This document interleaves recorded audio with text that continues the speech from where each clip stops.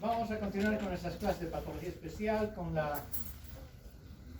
uno de los temas más interesantes de la medicina actual, puesto que está participando en la mayor cantidad de muertes por enfermedad en el mundo globalizado en el que vivimos.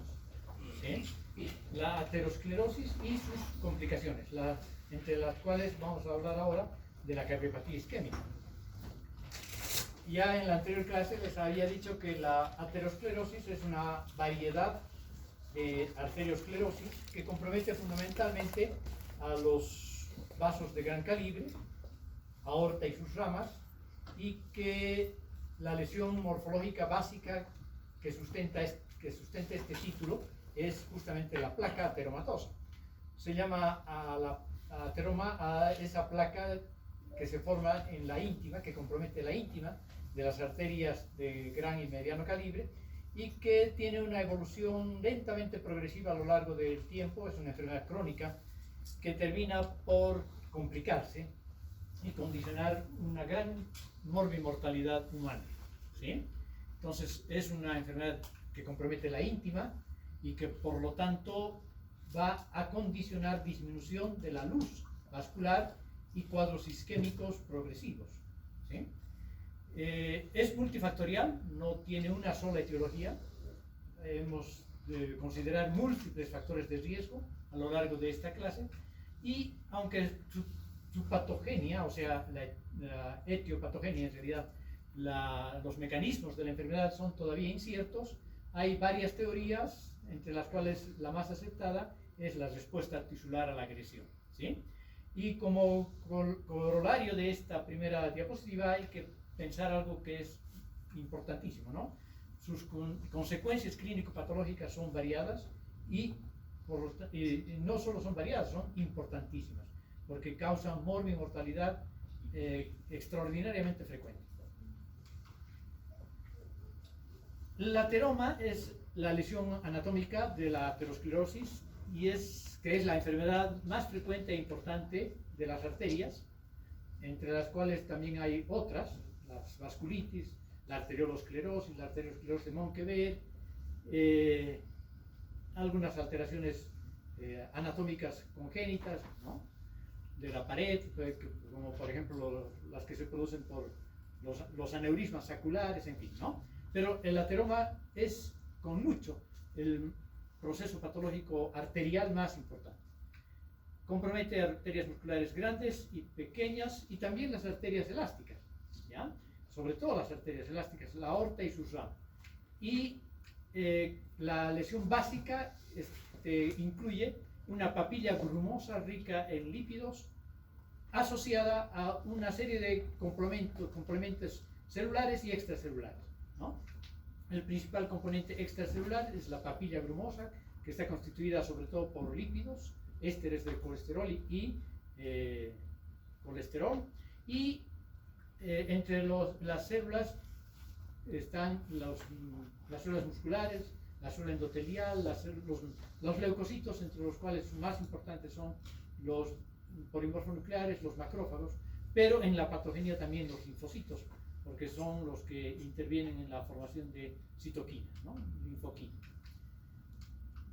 Muy bien, la placa ateromatosa es consecuencia de múltiples factores de riesgo que se han clasificado actualmente como modificables y constitucionales, o no modificables, y emergentes, ¿ya?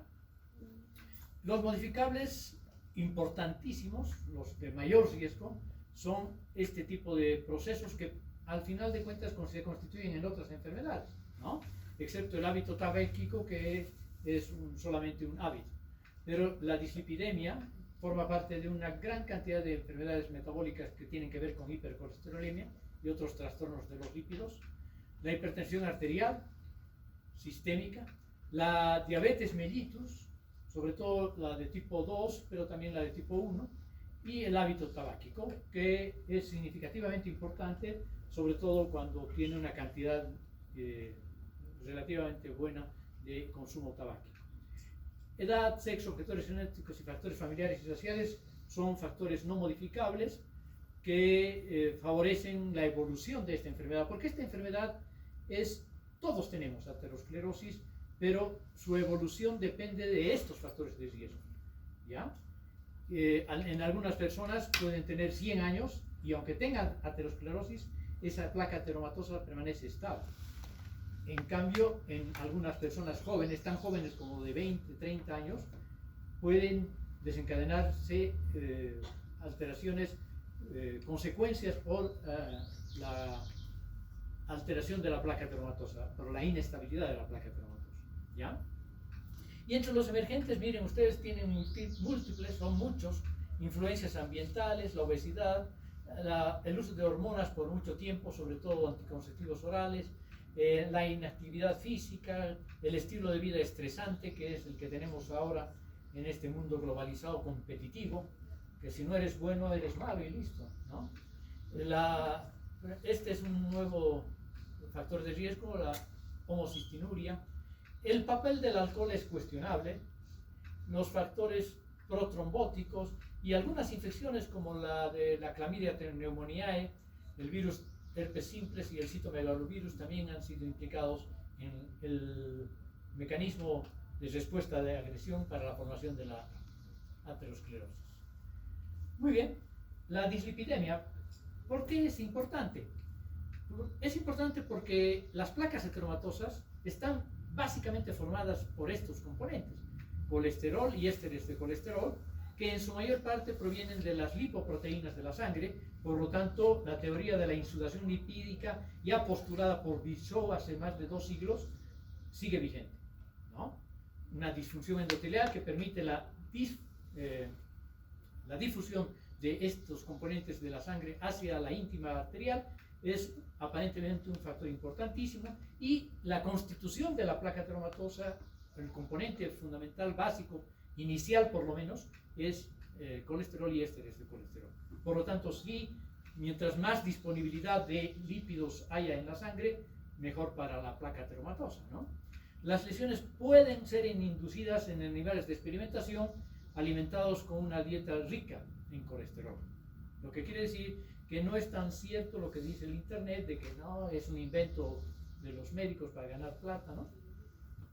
Bueno, los pacientes con hipercolesterolemia, que es más frecuente en procesos patológicos como la diabetes mellitus, el mixedema, la hipercolesterolemia familiar, la xantomatosis, la enfermedad de von Kirk, y todos estos tienen mayor riesgo de presentar aterosclerosis y por lo tanto de cardiopatía isquémica, ¿ya? La hipertensión arterial probablemente es un factor mecánico de progresión por lesión endotelial, por disfunción endotelial, ¿ya? Miren ustedes, a partir de una presión arterial sistólica mayor a 160 y 95 la diastólica, el riesgo de que la placa ateromatosa progrese y se complique es 5 veces mayor a lo normal, ¿ya? Ustedes se preguntarán, la lesión mecánica, no hay placas ateromatosas en los vasos sanguíneos donde la presión arterial es baja, ¿sí? Aunque la presión arterial sea normal, es un factor de riesgo para la aterosclerosis. Un individuo puede tener durante toda su vida una presión de 120/60 o 120/80. Igual tiene riesgo de aterosclerosis, porque hay una presión sostenida durante tantos años que termina por descompensar la pared arterial endotelial, ¿no? Bueno, ¿cuán frecuente puede ser las placas ateromatosas? ¿Cuán frecuentes pueden ser en el circuito pulmonar, donde la presión arterial es mucho menor? Es muy rara la presencia de placas ateromatosas en las arterias pulmonares, ¿okay? Se han visto placas ateromatosas en pacientes que cursan con una hipertensión pulmonar, vascular pulmonar prolongada, ¿sí? Esa es la única vez en que se encuentran este tipo de alteraciones a nivel de ese circuito. El hábito tabáquico provoca niveles bajos del colesterol bueno, del HDL.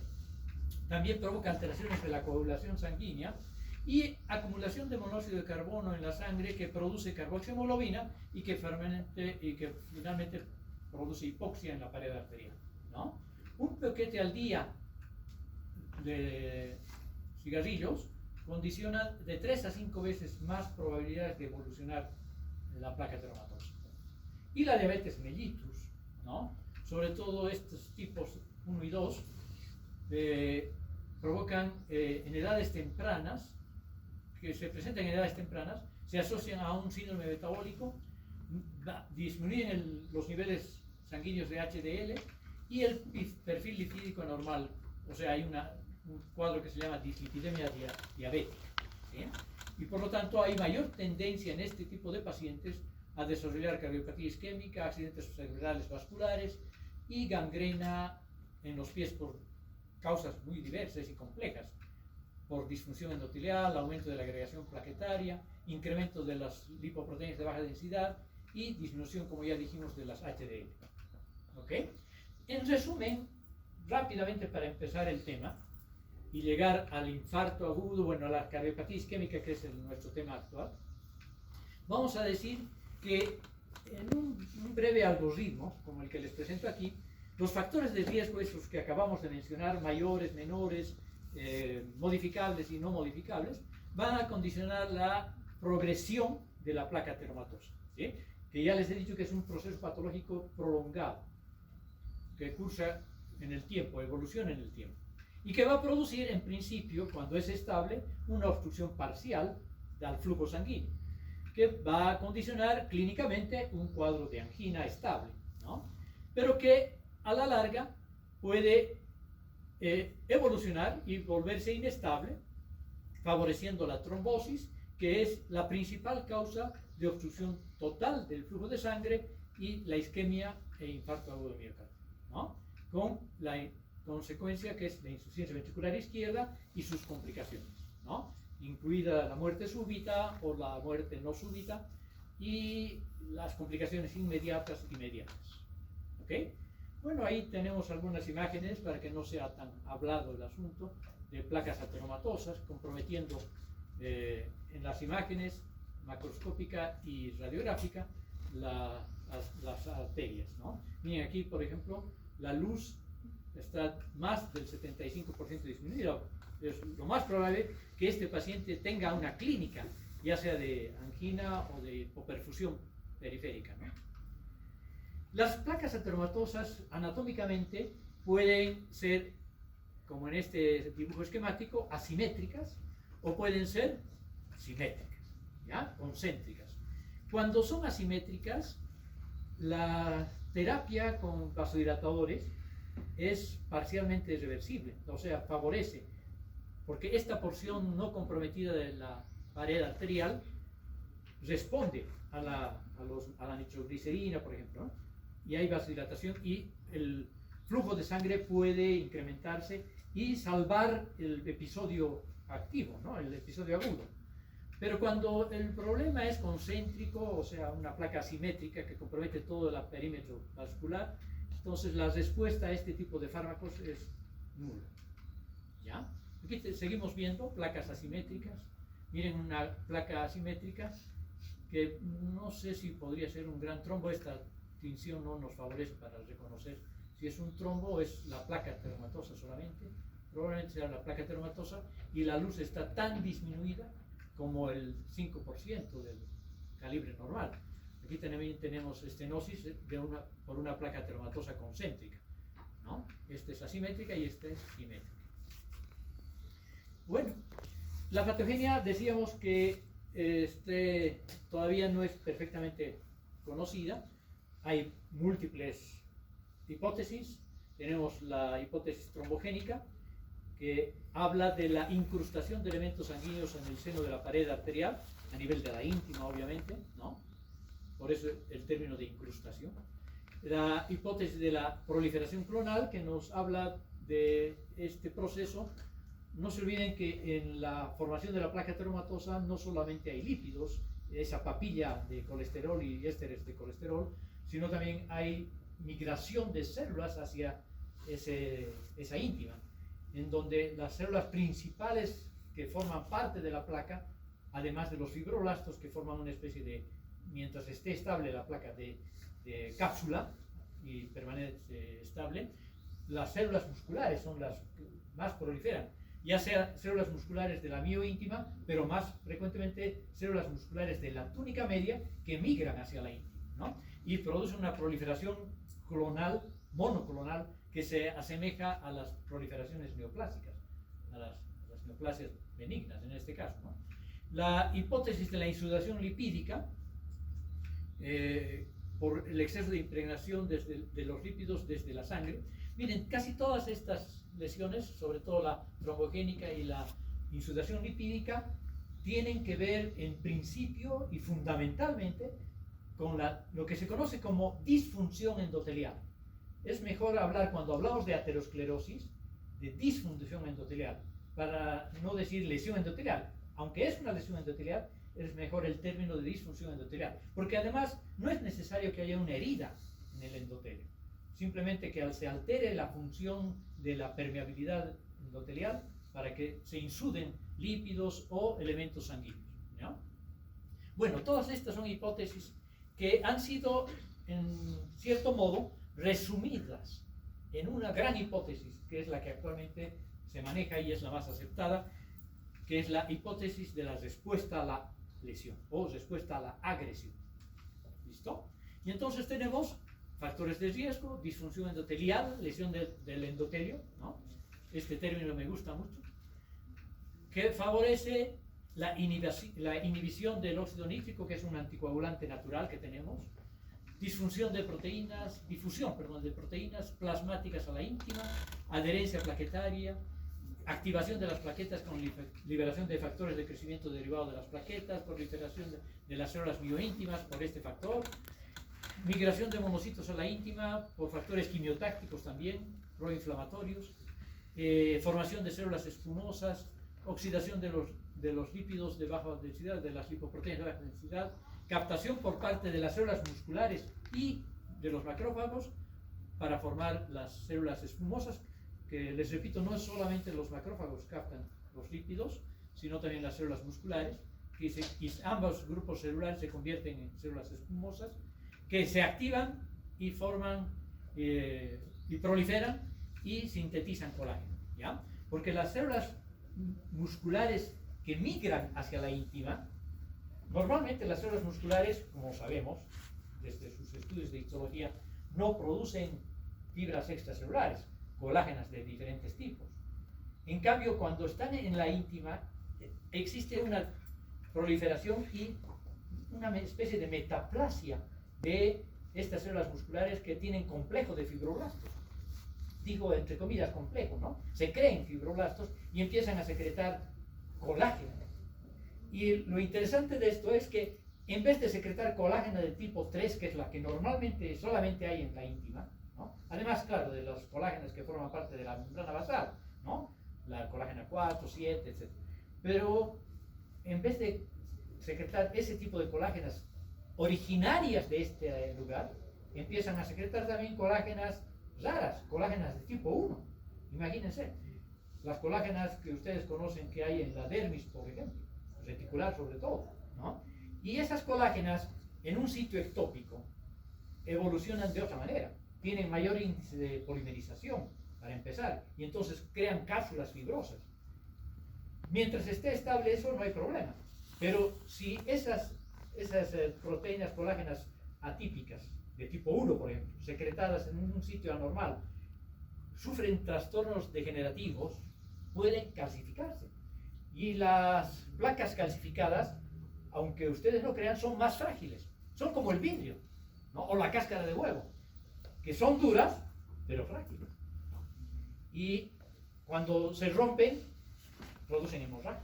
Y una de las complicaciones que ustedes van a investigar en las placas ateromatosas justamente son la hemorragia, la ulceración del epitelio, porque estas placas calcificadas rotas se levantan como témpanos en el mar, ¿no?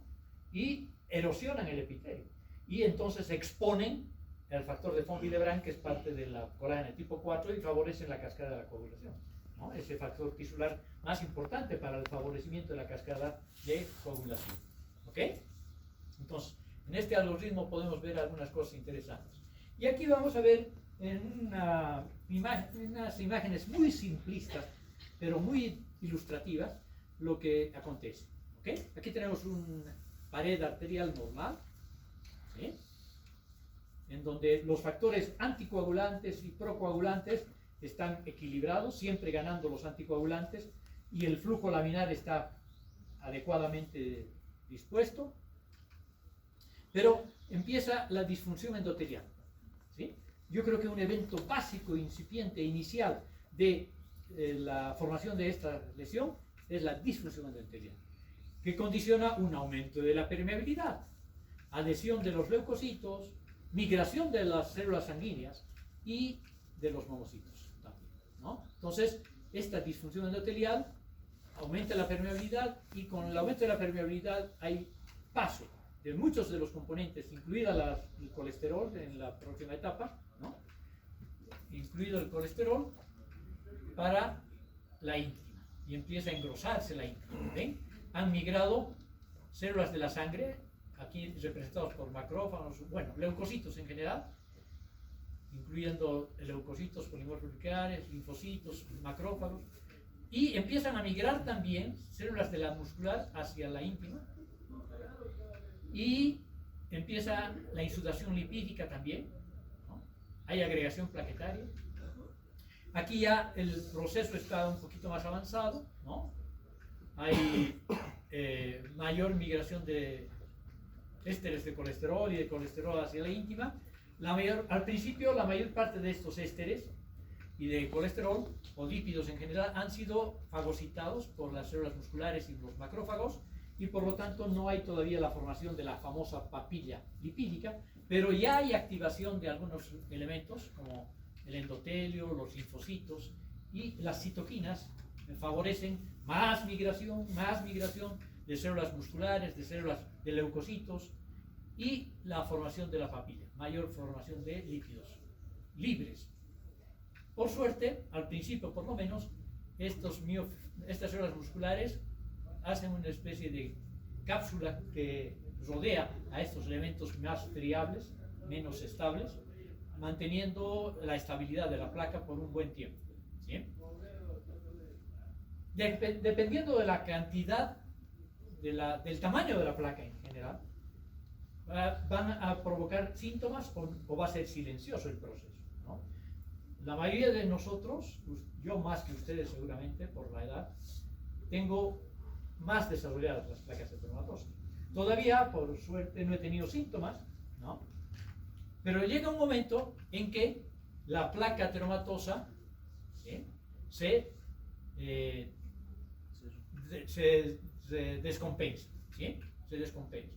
Entonces hablamos de la placa complicada. Todo el proceso que hemos visto está aquí más o menos mencionado, ¿no?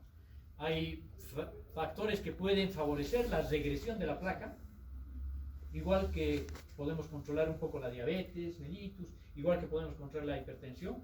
También podemos evitar que la placa ateromatosa progrese, e incluso puede regresar, ¿ok?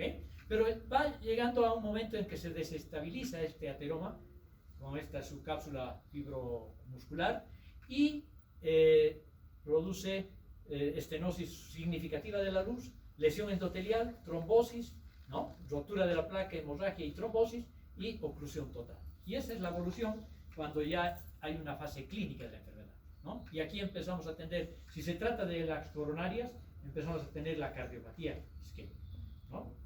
En una primera instancia, la angina estable, posteriormente las inestables, incluido el infarto de miocardio y eventualmente la muerte súbita, ¿sí? Miren la cantidad de elementos químicos que secretan las células involucradas en la formación de la placa ateromatosa. Y digo en la formación porque no necesariamente son parte de la placa en sí misma, pero sí contribuyen a su formación. Miren, linfocitos, células musculares lisas, protagonista central, macrófagos, también un importante protagonista, las plaquetas y la célula endotelial, factores quimiotácticos, factores de necrosis tumoral, factores proinflamatorios, factores de proliferación celular. Miren, la cantidad de productos que secretan, incluyendo los componentes de la matriz extracelular, colágena, fibras elásticas, proteoglucanos, etc. ¿no? Entonces, todos estos componentes van a favorecer la evolución de la placa ateromatosa o formar parte inclusive de ella, ¿no? Aquí tenemos la evolución de una placa ateromatosa, un pequeño trombito que puede progresar. Aquí tenemos una lesión incipiente, lo que se llama mancha lipídica o estrías grasas. Miren, aquí hay un poco más grandes. Aquí ya son placas fibrosas, complicaditas, no complicadas, estables, pero más grandes. Y aquí ya ulceradas y calcificadas, ¿no? Y una complicación importante de estas placas es la trombosis.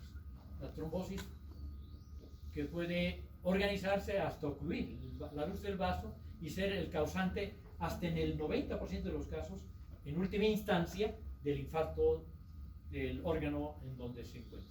En este caso, del infarto agudo del miocardio. Ahí sí tenemos algunos componentes de las placas ateroscleróticas, ¿no? Con hemorragia, con formación de agujas de colesterol, fibrina, eritrocitos, en fin, ¿no? Placas tremendamente ulceradas, aquí con hemorragia, y complicaciones como la gangrena periférica, el infarto agudo del miocardio, los accidentes vasculares cerebrales, ¿sí? Entonces, el ateroma origina la mitad de las muertes que se producen en el mundo. El ateroma y sus consecuencias, ¿no? A través de infartos de miocardio, aneurismas, porque además de los aneurismas congénitos que suelen ser saculares, están los aneurismas fusiformes que en su mayoría son de origen aterosclerótico. Y esos aneurismas saculares tienen una pared rígida, pero más friable, más rompible. Y cuando se rompe producen justamente hemorragias vasculares, ¿no? Accidentes vasculares hemorrágicos, quería decir. Pero también los trombos y tromboémbolos pueden provocar accidentes vasculares cerebrales, o también su la rotura sobre todo de las placas ateromatosas aneurismáticas, hemorrágico, la gangrena periférica que hemos visto, el infarto mesentérico y de otros órganos, ¿no? No hay casi órgano que se pueda librar de las complicaciones trombóticas o arterioscleróticas. La cardiopatía isquémica es el tema de hoy en importancia. No podríamos hablar de cardiopatía isquémica sin hablar de aterosclerosis, ¿ya? Es la mayor frecuencia de cardiopatías en Estados Unidos y Europa, ¿no? O sea, la cardiopatía más frecuente, en otras palabras, de estas latitudes es la isquémica, ¿no? Sigue siendo la principal causa de muerte, y sus consecuencias principales son la angina de pecho, el infarto de miocardio, la insuficiencia cardíaca congestiva y la muerte súbita. La angina de pecho se clasifica tradicionalmente como estable, la del tipo Prince-Metal o variable, y la inestable, ¿sí? La estable clásicamente se asocia a episodios repetidos de dolor favorecidos por el ejercicio físico, ¿ya? 75% de reducción luminal en general es necesario para que se produzca esta angina, y es una causa muy frecuente de aterosclerosis coronaria grave. Más bien, la causa de esta angina es frecuentemente la aterosclerosis coronaria grave, probablemente la más importante, casi la única.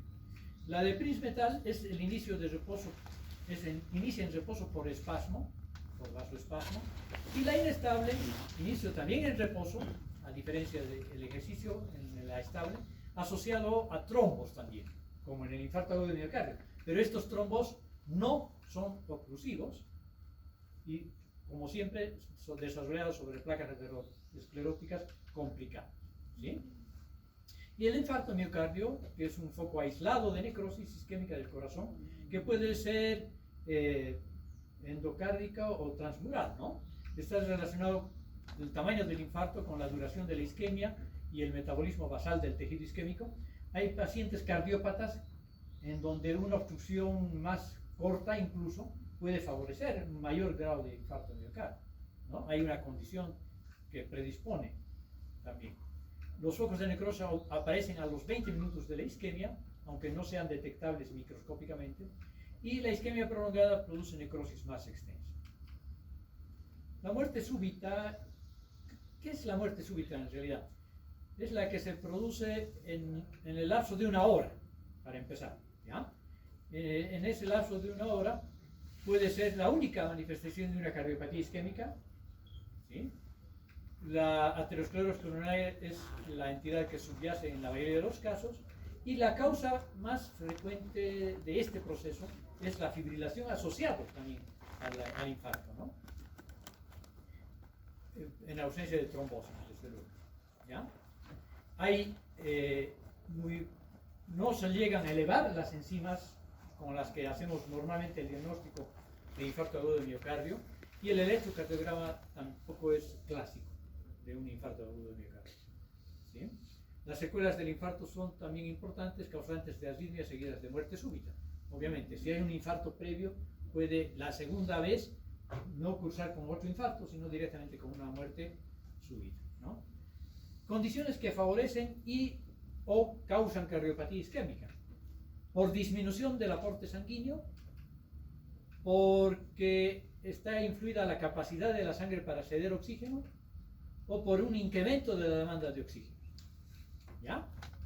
Por disminución del aporte sanguíneo, obviamente la aterosclerosis, la trombosis, las tromboembolias, el espasmo de las arterias coronarias, la circulación coronaria colateral, la presión arterial, el gasto cardíaco y la frecuencia cardíaca disminuida, y muchos otros procesos patológicos vasculares. Por los procesos que influyen en la capacidad de sangre para ceder oxígeno, la anemia. En los anémicos es más fácil el infarto. La desviación de la curva de disociación de la oxihemoglobina, la intoxicación por monóxido de carbono o cianuro. Y por incremento de la demanda de oxígeno, la hipertensión otra vez en cuestión, la estenosis o insuficiencia valvular, sobre todo auriculoventricular, el hipertiroidismo, fiebre, deficiencia de tiamina y catecolaminas. Ustedes van a ver que no es infrecuente que un paciente febril, por un proceso patológico que no hacía tener nada en el corazón, que no tenía compromiso cardíaco primario, se muere con un infarto, ¿no? Con una cardiopatía isquémica. Bueno, las localizaciones hemos dicho que pueden ser o subendocárdicos o transmurales, ¿no? Afectan, en el caso de los subendocárdicos, el tercio interno, ¿no? O la mitad interna del miocardio, del ventrículo derecho más frecuentemente. No están asociados a obstrucción total por trombos coronarios oclusivos, no se suelen deber a hipotensión o choque, no hay epicarditis y no se complica con aneurismas, ¿ya? Y los transmurales son los clásicos, ¿no? Con trombosis coronaria frecuente, con frecuente asociación o complicación de choque cardiogénico, obviamente. La epicarditis aquí es frecuente más bien, o pericarditis como quieran, y complicaciones aneurismáticas, unifocales, compactas, o con ocupación del territorio de una arteria coronaria, ¿ya? Bueno, aquí tenemos características morfológicas: normal, aterosclerosis, trombos, aterosclerosis más pronunciada, trombo oclusivo. Los infartos, en general, no estoy hablando necesariamente del infarto agudo de miocardio en este caso, ¿no? Pueden ser rojos, blancos, sépticos o asépticos, ¿sí? ¿Qué es un infarto? Es un área de necrosis isquémica causada por la oclusión del riego arterial o del drenaje venoso a un tejido concreto, ¿bien? En general, los rojos son de origen venoso y los blancos de origen arterial. Los asépticos son los típicos infartos tromboembólicos o trombóticos, y los sépticos por trombos infectados, como ocurre en la endocarditis bacteriana, ¿no? Y aquí tenemos un infarto antiguo con fibrosis, y entonces tenemos la evolución del infarto de miocardio, ¿sí? El infarto de miocardio tiene una pequeña fase reversible, en donde hay un consumo de glucógeno aumentado y morfológicamente es reconocible solo con microscopia electrónica, tumefacción mitocondrial y relajación de las miofibrinas. ¿Ya? Pero después ya empiezan la fase irreversible, alteraciones en el sarcolema, o sea, en la membrana celular de la célula muscular cardíaca, y por la característica presencia de densidades amorfas mitocondriales. ¿Ya? Bueno, y los cambios microscópicos ya ópticos que se van a ir observando son variables de acuerdo a la evolución en tiempo, imperceptibles o fibras onduladitas, apenas onduladas, entre las 3 y 6 y las 6 y 12 horas, ¿no? Esto se puede ver mejor con la tinción de cloruro de trifenil tetrazoil. El comienzo de la necrosis de coagulación entre las 2 y 24 horas, algunas manchas intercaladas eosinófilas, ¿no? Necrosis de coagulación ya establecida de 3 a 7 días con importante infiltrado de neutrófilos polimorfonucleares. Aquí tenemos estas alteraciones acidófilas, las densidades, la infiltración de neutrófilos y la necrosis de las fibras musculares. Y conforme va avanzando el proceso, hay rotura de los miocitos, infiltrado de macrófagos, aquí infiltrado de macrófagos, entre 3 y 7 días, los macrófagos vienen a reemplazar a los neutrófilos, y posteriormente ahí empezamos la cicatrización con la formación inicialmente del tejido de granulación vascular, después fibrovascular y después fibroso, ¿no? El vascular entre los 7 y 10 días y el fibroso después de las 6 semanas. Y aquí tenemos esa evolución en ese sentido. Esta tinción de tricrómico de Masson nos permite ver las bandas de cicatriz fibrosa colagenosa. Aquí hay una formación del tejido de granulación fibrovascular, aquí el infiltrado de macrófagos, aquí el de neutrófilos y aquí una etapa más incipiente, ¿no? En realidad así debería haber ido, pero siempre me gusta ver ese SIDA en sentido inverso. He aprendido a manejar desde esto. Manifestaciones clínicas. La clásica cardiopatía isquémica, y sobre todo si es un infarto agudo de miocardio, cursa con un dolor torácico, que como ustedes saben es típicamente continuo, intenso, opresivo, retroesternal, no precordial. ¿Ok? Retroesternal. ¿De acuerdo?